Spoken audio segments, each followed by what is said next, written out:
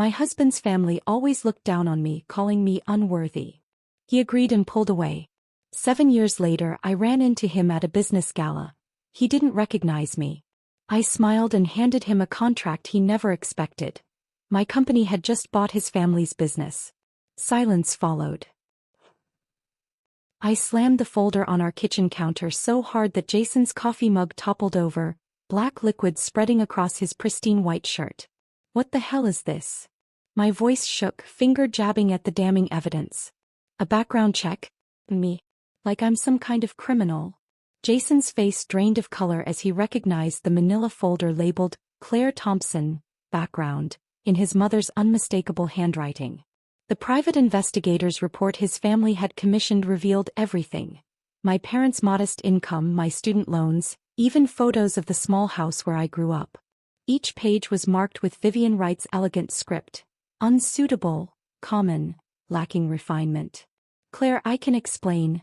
Jason reached for my hand but I stepped back, the betrayal still fresh, still burning. Did you know about this? Before you proposed to me. The tears threatened to fall, but I refused to give them the satisfaction. That moment was my first glimpse behind the Wright family facade. I just didn't know it was only the beginning. I had met Jason Wright at a charity fundraiser where I was working as an event coordinator. He was charming, attentive, and seemed genuinely interested in my ideas about sustainable business practices. When he proposed 6 months later, I believed I'd found my partner, my equal. The diamond ring on my finger blinded me to the warning signs. The slight hesitation when he introduced me to his mother, the appraising looks from his father, the whispered conversations that stopped when I entered rooms.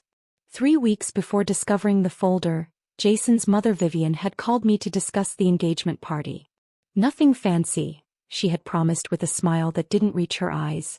Just immediate family and a few close friends. The Wright estate sprawled across 5 acres of manicured lawns and gardens. Valets in crisp uniforms parked guests' luxury cars while waitstaff circulated with champagne and hors d'oeuvres. This was Vivian's idea of nothing fancy. 200 of Boston's elite mingling beneath crystal chandeliers. Jason disappeared within minutes of our arrival, pulled away by his father to meet an old friend, who happened to be the governor. I stood alone, clutching my purse like a shield when an older server approached. Miss Thompson? Mrs. Wright asked me to show you to your seat for dinner. He led me past the grand dining room where tables were being set with fine china and silver, through a swinging door, and into a smaller room where staff were preparing trays. There must be some mistake, I said, staring at the single place setting wedged between stacks of extra napkins and water pitchers. The server's eyes flashed with pity. Mrs. Wright was very specific. She said you'd be more comfortable here, observing how proper service is conducted. My cheeks burned with humiliation as I heard laughter from the main room. 20 minutes later, Jason found me still standing there, paralyzed with shock. Claire, what are you doing back here? Everyone's seated. His genuine confusion made me wonder if he truly didn't know what his mother had done, or if he was simply a better actor than I'd given him credit for. When he led me to the main table, Vivian's smile never faltered. Oh dear, there seems to have been a misunderstanding with the seating chart. I thought you might appreciate seeing how things operate behind the scenes, Claire. With your background in event planning. The emphasis made her meaning clear to everyone within earshot. I wasn't a guest. I was staff who had somehow stumbled into their world. That night, I confronted Jason about his mother's behavior. He sighed, running his hands through his hair in frustration, not with his family but with me. Mom's old-fashioned, Claire. She just needs time to adjust.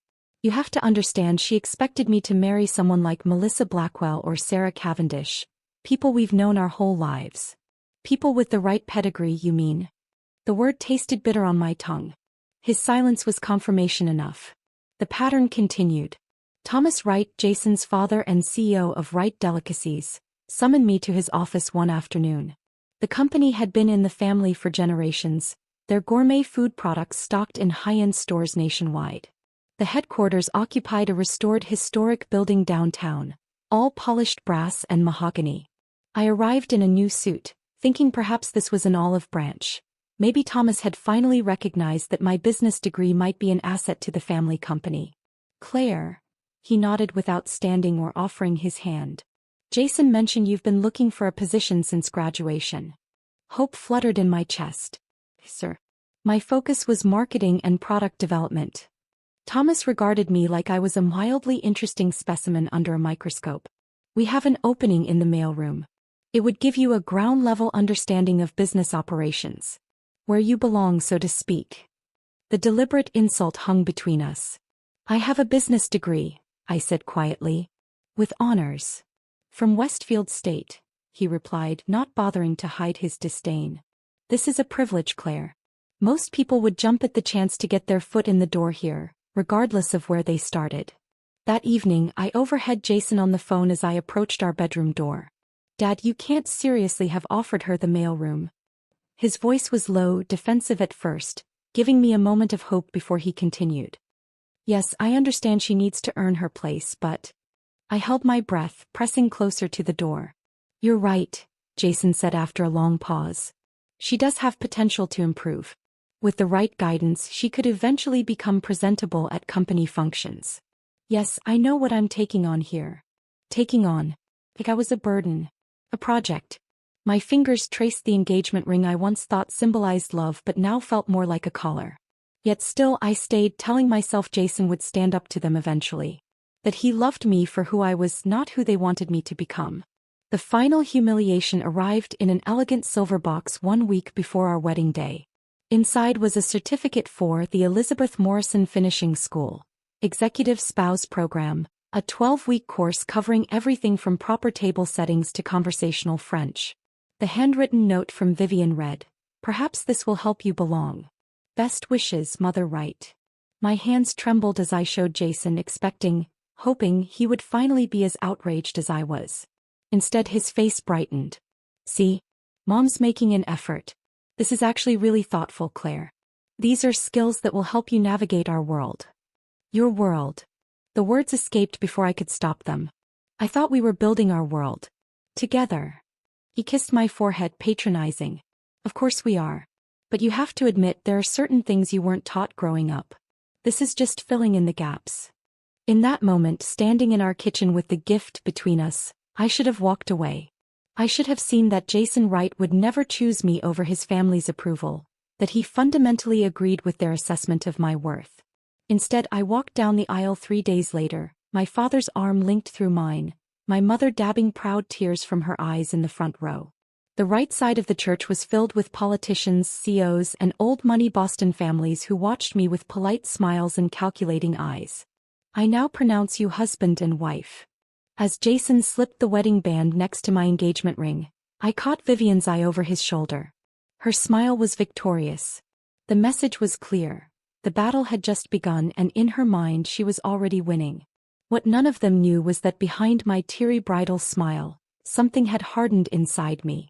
A seed of resolve planted by their cruelty would one day grow into the strength to walk away, and eventually to take everything they valued. But first I would learn exactly what I was up against. Married life in the Wright family was like drowning in slow motion. Each day another inch of water rose around me and no one else seemed to notice or care. Our first Thanksgiving as a married couple should have been a celebration. Instead, it became a ritual of exclusion that would repeat at every family gathering to follow. We gathered at the Wright estate, where Thomas carved the turkey with ceremonial precision while Vivian directed the staff with imperious gestures.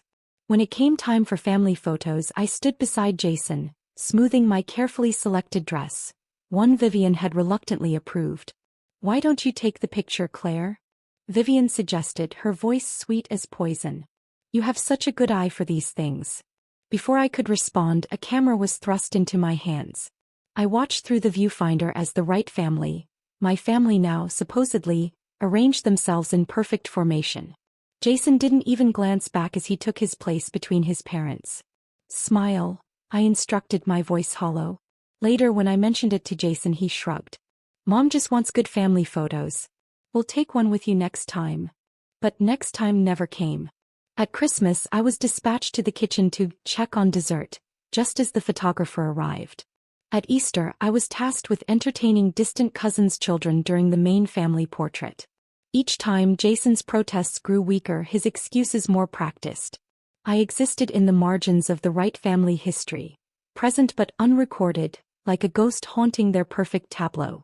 6 months into our marriage, Jason began leaving fashion magazines on our coffee table, pages folded to articles about refreshing your look and subtle enhancements. "Darling," he said one evening as I flipped through yet another magazine he'd left out, "have you ever thought about doing something with your nose? Nothing major, just a little refinement." I touched my nose reflexively. "What's wrong with my nose?" Jason sat beside me, taking my hand in his. "Nothing's wrong with it. It's just that Mom mentioned." He stopped himself, but it was too late. "Your mother discussed my nose?" The hurt was instantaneous, like a slap. "She only wants what's best for us," Jason said, his voice taking on that patronizing tone I'd come to dread. "The annual shareholders meeting is coming up. You'll be photographed for the company newsletter. She thought you might want to present the best possible image." "For the right family brand, you mean?" My voice had gone cold. "Well, yes. It's important. You're a reflection of me now, and I'm a reflection of the company." The suggestions continued, growing more frequent and specific. My hair was too ordinary. Perhaps highlights would add sophistication. My jawline could use slight contouring. Even my walk wasn't right, too casual, lacking proper posture. Each criticism chipped away at the woman I'd been, replacing her with a project forever failing to meet specifications. The confidence that had once made Jason notice me at that charity event faded like a photograph left in the sun. The annual Wright Foundation Charity Gala marked our one-year anniversary. I spent weeks preparing, studying guest lists, memorizing connections between Boston's elite families, practicing small talk about topics that interested the right circle. I even relented to Jason's pressure and had my hair styled the way Vivian preferred, an elegant updo that made me look more like her than myself. That night, I wore a black dress that cost more than my first car, standing beside Jason as he greeted investors and business associates with practiced charm. Vivian approached with a silver-haired man in an expensive suit. "Charles, I'd like you to meet Jennifer, Jason's wife," she said, her hand resting briefly on my arm. "It's Claire," I corrected automatically. Charles looked between us, sensing the tension. "Oh, of course. Claire." Vivian's laugh tinkled like broken glass. "I was just thinking of Jennifer Lopez. Doesn't she look a bit like her, Charles? Something about the features." The implication was clear. I was interchangeable with any other non-WASP face. Not worth remembering. Not worthy of the right name. Jason watched the exchange with a tight smile, saying nothing. Later, it happened twice more. Vivian introducing me as Jessica to a judge, then as Kathy to a congressman's wife. Each time Jason's defense grew weaker, until he stopped correcting her altogether. "It's just a slip of the tongue," he insisted on the ride home. "Mom meets hundreds of people at these events. She doesn't forget anyone else's name," I said quietly. "She remembers the housekeeper's 4 children by name." "You're being oversensitive. It's been a long night." He turned away, ending the conversation. That night, while Jason slept beside me, I stared at the ceiling and wondered when exactly I had become invisible in my own marriage. The final betrayal began with an ordinary Tuesday. Jason had left his briefcase in the hall when he rushed out for an early meeting. I noticed it while heading out for coffee with a friend, my increasingly rare attempt at maintaining a life outside the right orbit. I grabbed the briefcase, intending to drop it off at his office on my way. Inside my car, it tipped over, spilling some contents onto the passenger seat. As I gathered the papers, my hand froze over a small paper bag from a pharmacy. Inside were 2 pregnancy test kits with a yellow sticky note attached. "Vanessa, potential mother of a true right heir. Pick up champagne if positive. V." The handwriting was unmistakably Vivian's. The implication was unmistakably devastating. Who was Vanessa? My mind raced through every conversation, every event, every introduction. Then I remembered. Vanessa Holt, the daughter of Senator Holt, who had attended several rite functions. Tall, blonde, impeccably bred, with family connections tracing back to the Mayflower. Everything I wasn't. I replaced everything exactly as I'd found it and delivered the briefcase to Jason's assistant without seeing him. That night I waited for him to mention it. To explain. To at least have the decency to lie to my face. Instead, he announced he would be working late all week preparing for the annual company retreat. "The Berkshire property this weekend?" I asked, my voice carefully neutral. "Yes, all the executives and their spouses." He didn't meet my eyes. Except you shouldn't come this year. Mom thinks it's better to keep it strictly business. High-pressure negotiations with overseas partners. The retreat was always a family affair. Spouses were always included. Another exclusion, another erasure. I understand, I said, though I understood far more than he realized. Friday morning, after Jason left for the retreat, I made a decision. I drove to the Berkshire property, a sprawling lodge where the Wrights entertained important clients. I parked down the road and walked the familiar path through the woods that led to the back of the property. Through the floor-to-ceiling windows of the main lodge, I could see them all. Thomas holding court with executives, Vivian directing staff, various company officials mingling.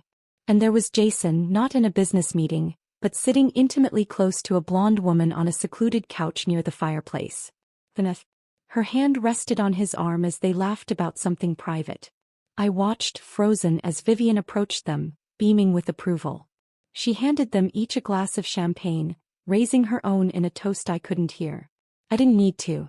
The celebration was clear. The future they were planning, one that didn't include me, was evident in every smile, every touch, every conspiratorial glance. As I turned to leave, numb with the final confirmation of my disposability, I caught a glimpse of my reflection in the darkened window. A ghost at the edges of their world, watching a life that was never truly mine. That night, alone in the house Jason and I supposedly shared, I finally understood. The systematic destruction of my confidence, my identity, my place in the family. It had all been leading to this moment. I hadn't been a wife. I'd been a placeholder until someone worthy came along. I was nothing to them. But as I dried my tears and began to pack my things, I made a silent promise to myself. Someday I would be everything. I signed the divorce papers with a steady hand despite my shattering heart. The Wright family attorney watched me with barely concealed disdain, a man who'd spent the past month trying to bully me into accepting nothing while walking away. You understand that by waiving alimony, you're entitled only to what you brought into the marriage, he said, his voice dripping with condescension. I understand exactly what I'm walking away from, I replied, meeting his gaze.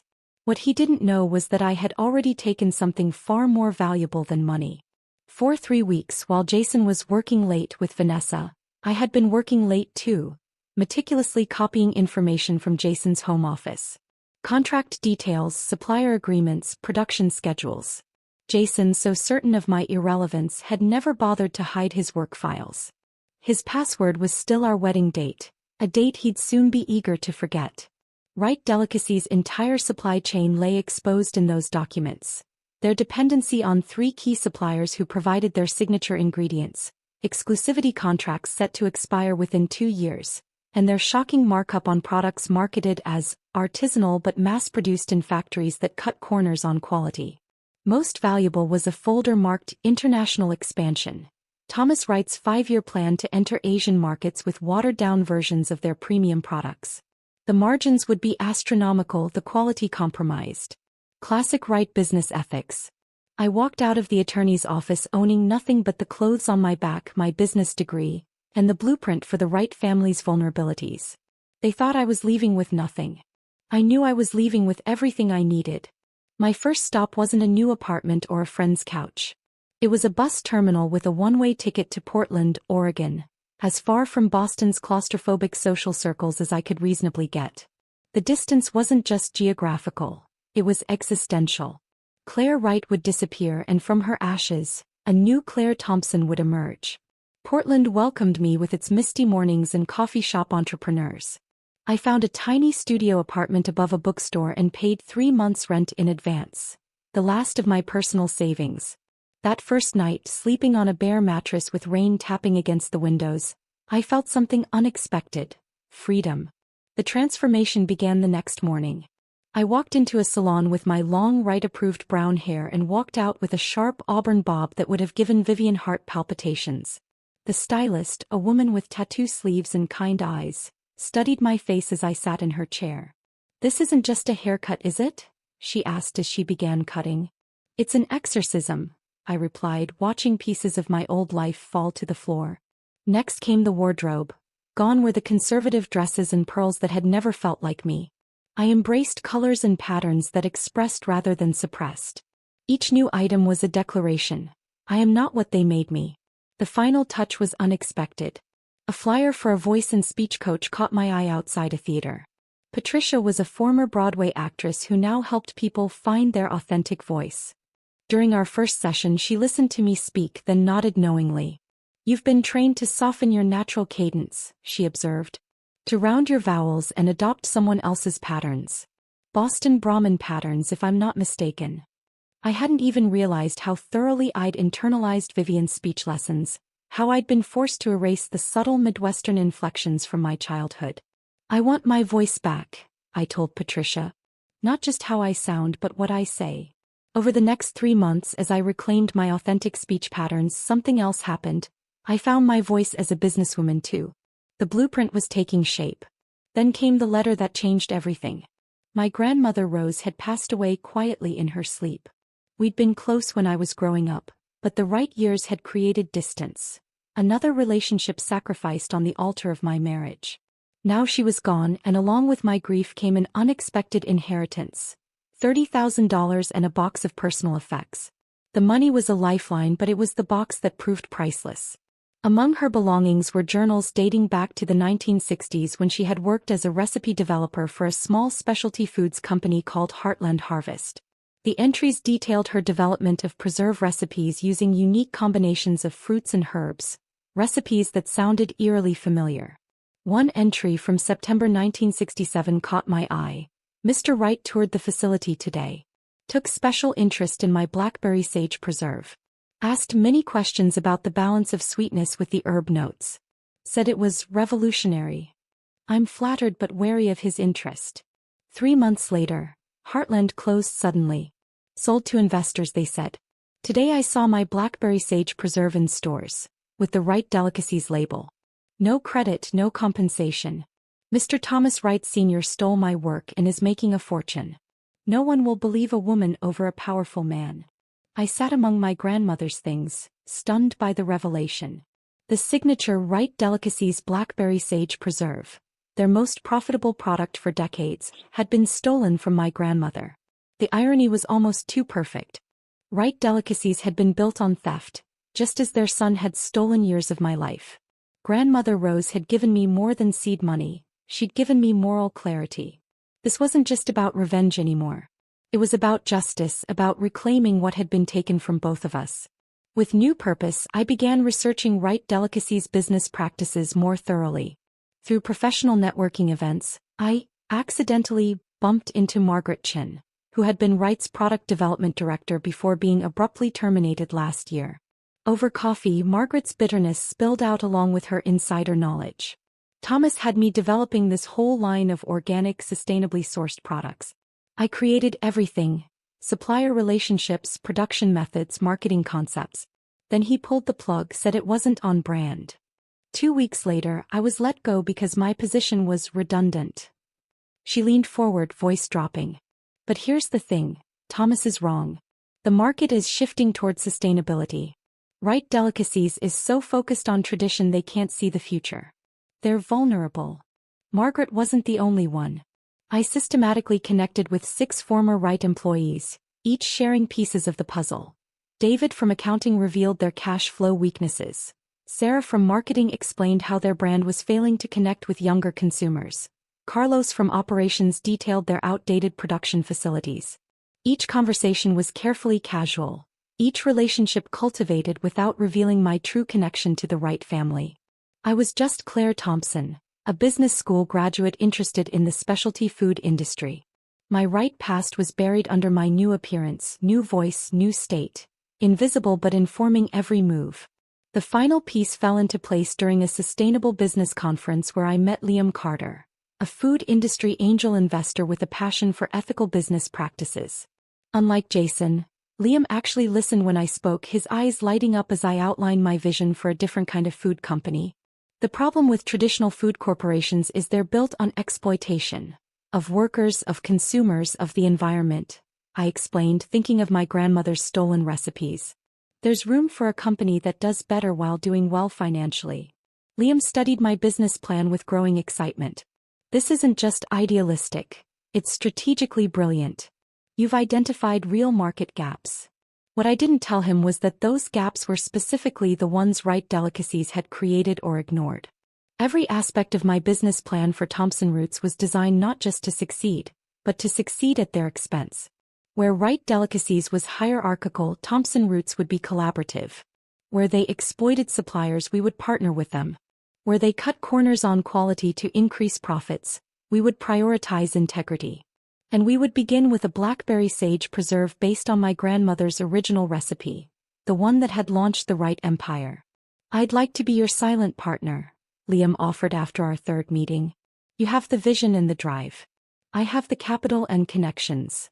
1 month later, Thompson Roots consisted of one employee, me, working out of a small commercial kitchen with my grandmother's journals open beside me as I recreated her recipes. But in my mind, I could already see the empire it would become. An empire built specifically to dismantle the House of Wright, brick by brick. They had spent years making me invisible. Little did they know, invisibility had become my superpower. Thompson Roots grew like the very plants we championed, organically, steadily reaching toward the light. Our first year was lean but purposeful. While Wright Delicacies mass-produced their preserves in industrial facilities, I built relationships with small Oregon farms, ensuring every ingredient in our jars could be traced to its source. The farm-to-table model wasn't just ethical, it was strategic. Wright Delicacies relied on large-scale suppliers who provided lower-quality ingredients at volume discounts. Their contracts had exclusivity clauses but only with major producers. The small family-owned farms I partnered with flew completely beneath their radar. "I don't understand why you're bothering with these tiny operations," Liam said during our quarterly review. "The profit margins would be higher if we consolidated suppliers." I showed him the numbers I'd never share publicly, our projected growth curve intersecting with Wright Delicacies' market share in exactly 3 years. "Every jar we sell is one they don't. Every farm we partner with strengthens local agriculture, which happens to be the exact opposite of Wright's industrialized approach." Liam's eyes widened as understanding dawned. "You're not just building a company. You're building an anti-Wright machine." "I prefer to think of it as justice with a business plan," I replied. Each decision I made served dual purposes. When I chose eco-friendly packaging, it wasn't just to appeal to environmentally conscious consumers. It was because Wright Delicacies had invested millions in proprietary plastic containers that were becoming increasingly unpopular with younger demographics. When I prioritized fair wages and profit sharing for employees, it wasn't just ethical business practice. It was because Wright's notoriously high turnover created constant quality control issues they struggled to address. When I focused on transparency in our supply chain, highlighting the names and stories of our farmers on each label, it wasn't just good marketing. It was because Wright's deliberately obscured sourcing was becoming a liability in an age where consumers demanded authenticity. Our modest success in the Pacific Northwest might have continued at that measured pace if not for a chance encounter at a food industry conference in Seattle. I was presenting a session on sustainable business models when I noticed a woman in the back row watching me with unusual intensity. Something in her sharp gaze reminded me of someone, though I couldn't place who. She approached afterward, extending her hand. "Catherine Holt." Impressive presentation. The name hit me like a physical blow. Holt. As in Senator Holt. As in Vanessa Holt, the woman Jason had betrayed me with. I maintained my composure, shaking her hand with a smile that revealed nothing of my internal shock. "Claire Thompson. Thank you for coming. Your approach to ethical business is refreshing," she said. "I've spent 10 years in corporate marketing watching companies pretend to care about sustainability while doing the bare minimum. I'd love to hear more about Thompson Roots." Over coffee, Catherine revealed she was Vanessa's older sister, though they hadn't spoken in years. "Family estrangement is my personal specialty," she said with a bitter laugh. "My father groomed Vanessa to be the perfect political accessory, pretty, polished, and utterly without principles. I refused to play that game. I studied her, weighing risks against opportunities. What happened between you two?" Catherine's expression darkened. "I blew the whistle on some questionable campaign finance practices in my father's last senatorial race. Vanessa was furious, not because he'd done anything wrong but because I'd threatened the family image. That's all that matters to people like them." She paused, sipping her coffee. "I hear she's engaged to some food industry heir now." Poor guy probably has no idea what he's in for. I almost laughed at the irony. If only she knew. 2 weeks later, Catherine Holt became Thompson Roots marketing director. Her insider knowledge of how families like the Holts and Wrights operated proved invaluable. More importantly, her casual mentions of Vanessa's activities with her fiancé Jason kept me informed of my ex-husband's life without ever having to explain why I cared. Vanessa called me out of the blue yesterday, Catherine mentioned casually one afternoon as we reviewed packaging designs. Trying to mend fences apparently. Says she and Jason are having problems. He's drinking too much, the family business is struggling with new market pressures, her words. I think she's realizing that marrying into money isn't all she thought it would be. I kept my expression neutral while satisfaction bloomed inside me. Market pressures? How unfortunate. With Catherine's guidance, Thompson Roots launched a documentary series called From Soil to Table that streamed on our website and social media channels. Each episode highlighted a different aspect of ethical food production: sustainable farming, fair labor practices, transparency in ingredients. We never mentioned Wright delicacies by name. We didn't have to. The contrast between our methods and theirs was implicit in every frame, every interview with happy farmers and workers, every close-up of natural ingredients being transformed through traditional methods. The series went viral in food-conscious circles, earning features in culinary magazines and sustainability blogs. Each new follower, each new customer was another thread in the web I was weaving, a web designed specifically to entangle Wright delicacies. Our growing success required expansion. I deliberately targeted regions where Wright had their strongest distribution: Boston, New York, Chicago. Each Thompson Roots jar on those shelves directly competed with Wright products, often positioned right beside them thanks to strategic slotting fees I'd budgeted for precisely this purpose. The Northeast expansion is cutting deeper into operating capital than we projected, Liam warned during our fourth-year review. Are you sure the Boston market is worth this level of investment? I showed him the latest sales figures. Boston consumers are switching to our products at twice the rate of other markets. Trust me, this is exactly where we need to be. What I didn't tell him was that I'd arranged for something special in the Boston rollout. A blind taste test marketing campaign where consumers compared unlabeled preserves and voted for their favorite. Our blackberry sage preserve, my grandmother's original recipe, consistently outperformed Wright's version by significant margins. But my most satisfying strategy was also the most personal. When Thompson Roots expanded to the East Coast, I initiated what I called our executive feedback program. Under the guise of market research, we sent carefully curated gift baskets to influential business leaders in the food industry, including, of course, the entire Wright family. The feedback forms returned with effusive praise. Thomas Wright himself wrote, "Exceptional quality and depth of flavor. Reminds me of how preserves used to taste before mass production." Vivian noted, "Elegant packaging and sophisticated flavor profiles. This would be appropriate for even the most discerning tables." Jason? His comments were the most gratifying, superior to anything currently on the market. Wright delicacies should consider this a serious competitor. I kept those feedback forms in a special folder, reading them on difficult days when doubts crept in. They hadn't recognized my company name. They certainly wouldn't recognize me when the time came for our paths to cross again.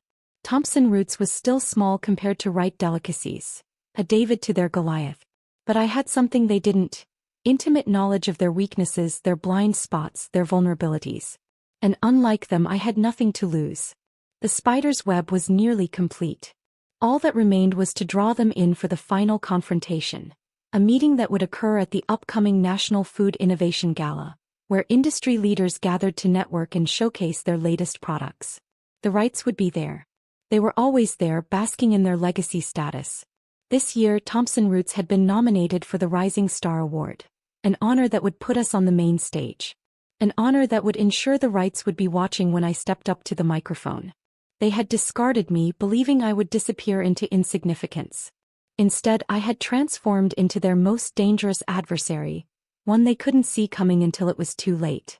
7 years of careful planning was about to culminate in a single moment of recognition. And I was ready. 2 weeks before the National Food Innovation Gala, I orchestrated what would appear to be a coincidence but was, in fact, the opening move in my endgame. Lawrence Barrett, Wright Delicacy's largest investor, would be speaking at a sustainable business panel in Boston. I made sure Thompson Roots sponsored the coffee break immediately following his session. Lawrence was exactly as Catherine had described him. Mid-60s, impeccably dressed, with the sharp eyes of someone who built his fortune by seeing opportunities others missed. I approached him as he added cream to his coffee. "Mr. Barrett?" "Claire Thompson, founder of Thompson Roots. Your panel insights were fascinating." His handshake was firm, his smile practiced. "Thompson Roots, the preserves company from Oregon, correct? Impressive growth trajectory. You've been following our progress?" I asked, feigning surprise. "I follow everything in the specialty foods sector." He studied me with new interest.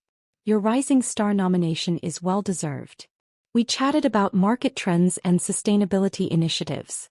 Then carefully I steered the conversation toward his investment portfolio. "I understand you're a significant investor in Wright Delicacies," I said. "Their traditional approach certainly dominated the market for decades." Barrett's expression shifted subtly at my use of past tense. "Thomas Wright has built a remarkable legacy." "Legacy is a powerful word," I agreed. "Though I sometimes wonder if traditional companies can adapt quickly enough to changing consumer preferences. Our research shows millennials and Gen Z are willing to pay premium prices, but only for genuine transparency and ethical sourcing."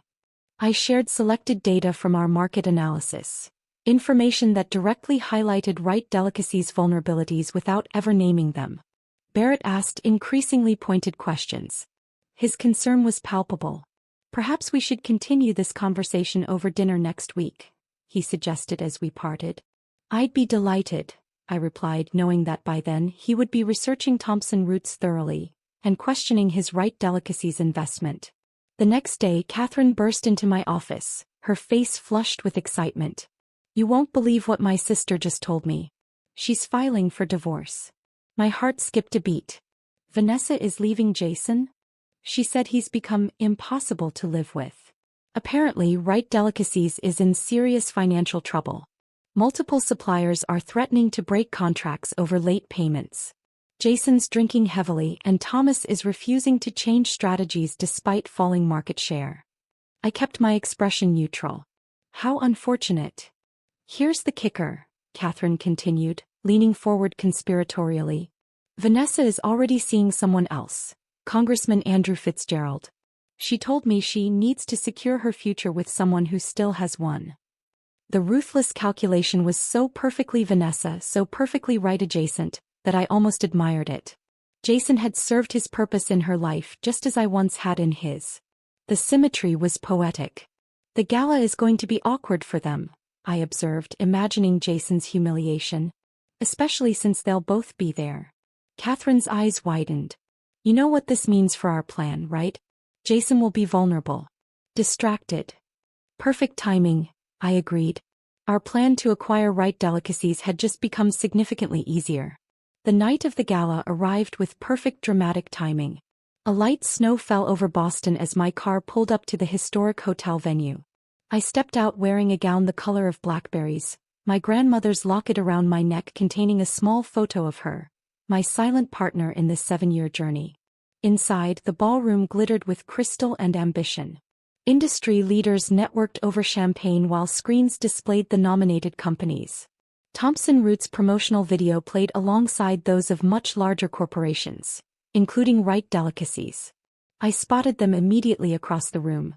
Thomas looking older but still imposing, Vivian elegant in midnight blue, surveying the crowd like a general, and Jason handsome as ever but with new lines etched around his eyes, a glass of scotch already in hand. Vanessa was notably absent. I circulated carefully, staying out of their line of sight. Lawrence Barrett caught my eye and nodded meaningfully. Our dinner conversation had clearly had the intended effect. Phase 1, complete. The Rising Star Award was announced midway through the evening. When they called Thompson Roots, applause filled the room. I approached the podium, noticing the Wright family's polite but disinterested expressions. They didn't recognize me, not yet. "Thank you," I began, my voice steady. "Thompson Roots was born from a simple belief that food should nourish not just our bodies, but our communities and our planet. As I spoke about our journey, I saw Lawrence Barrett approach Thomas Wright, whispering something in his ear. Thomas straightened, his gaze suddenly locked on me with new intensity. The first flicker of doubt. After the ceremony, I circulated strategically until I found myself face to face with Jason. 7 years had changed us both, but while time had added shadows to his features, it had given me a confidence that radiated from within. "Congratulations on your award," he said, his smile not reaching his eyes. "Impressive for such a new company." "Thank you, Jason," I replied, watching for recognition at the sound of his name. "Nothing. I believe business should be built on integrity, not just profits." He nodded absently, clearly not connecting this stranger with his past. "If you'll excuse me, I need to speak with our investors." "Of course," I smiled. "I believe they're quite interested in speaking with you too." I watched him walk away satisfied. The real confrontation would come tomorrow, in the Wright Delicacies boardroom. The following morning, I arrived precisely on time for the meeting Lawrence Barrett had arranged. "A potential investment opportunity," he told the Wrights. They didn't yet know I was there to buy them out. Thomas Wright's face registered confusion when I entered the boardroom. "Miss Thompson? I don't understand." I placed a folder on the table. "My analysis of Wright Delicacies' current position and Thompson Root's offer to acquire controlling interest." The shock in the room was palpable. Jason nearly choked on his coffee. "This is absurd. We're not selling to a startup. Your company's market value has declined 30% in 2 years, I stated calmly. 3 major suppliers are considering breaking contracts. Your core demographic is literally dying off, and younger consumers find your brand outdated and ethically questionable." Thomas's face flushed with anger. "How could you possibly know about our supplier issues?" "The same way I know about your cash flow problems and the loans you've taken against your family estate," I replied. "Due diligence." Jason glared at Barrett. "This is a hostile takeover." "This is business," Barrett replied. "The board has already voted to accept the offer, contingent on today's meeting." I slid the acquisition contract across the table.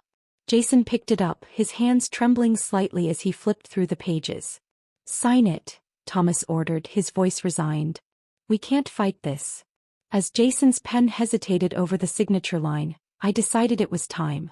I reached up and removed my grandmother's locket, opening it to reveal her photograph.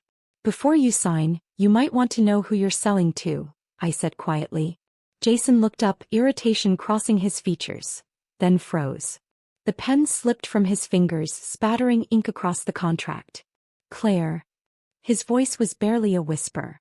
"Hello, Jason. It's been 7 years. Vivian gasped, finally connecting the dots. "Impossible.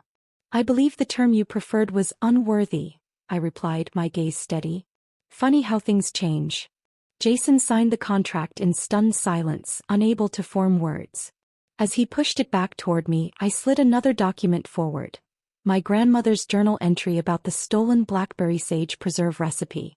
"You should know that Thompson Root's success wasn't just about business strategy," I explained. "It was about reclaiming what was stolen, including my grandmother Rose Thompson's original recipes that built Wright Delicacies' reputation." Thomas's face drained of color as he recognized the recipe details. His hand clutched at his chest, his breathing suddenly labored. This is slander. "This is documented fact," I corrected as Vivian rushed to her husband's side. "Perhaps you should call a doctor." As paramedics stabilized Thomas for what turned out to be a mild heart attack, I completed the acquisition paperwork. By afternoon, Thompson Roots officially owned Wright Delicacies. My final act was perhaps the most personal. That evening I drove to the Wright estate, my company's property now, though I'd allow them to remain there temporarily. On the doorstep, I left a single jar of blackberry sage preserve in Wright Delicacies packaging, but with a Thompson Roots label carefully placed over it. Attached was a handwritten note, reclaimed, not stolen, just like my worth. 7 years earlier I had walked away with nothing but my name and my dignity. Now I had returned to take everything else. Not out of vengeance but justice, for myself, for my grandmother, for everyone the Wrights had deemed unworthy. In the game they'd started, I'd achieved what they never expected. Checkmate. If this story of sweet revenge had you on the edge of your seat, smash that like button right now. Was it when Claire discovered the background check folder? Or maybe when she finally revealed herself in that boardroom?